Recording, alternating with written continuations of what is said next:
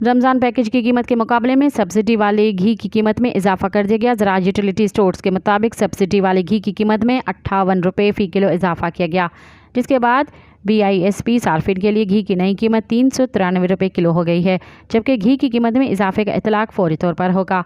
ज़रा का कहना है कि रमज़ान पैकेज के तहत यूटिलिटी स्टोर्स पर घी की फ़ी किलो कीमत 335 रुपये थी, जबकि कीमत में इजाफे के बाद भी 1 किलो घी पर 70 रुपये सब्सिडी है। ज़रा के मुताबिक नई खरीदारी महंगी कीमत पर करने के बायस घी की कीमत बढ़ाना पड़ी। दूसरी जानिब ईद के बाद यूटिलिटी स्टोर्स तो खुल गए, मगर यूटिलिटी स्टोरों पर दर्जा सोम के घी की सप्लाई न पहुंच सकी। लाहौर के मुतअद्दिद यूटिलिटी स्टोर्स पर दर्जा सोम का घी दस्तियाब नहीं है। धर्मपुरा, वहदत रोड, अल्ताफ़ कॉलोनी, शुमाली लाहौर और जनूबी लाहौर के मुतअद्दिद इलाकों में यूटिलिटी स्टोर से सस्ते घी से खाली रहे।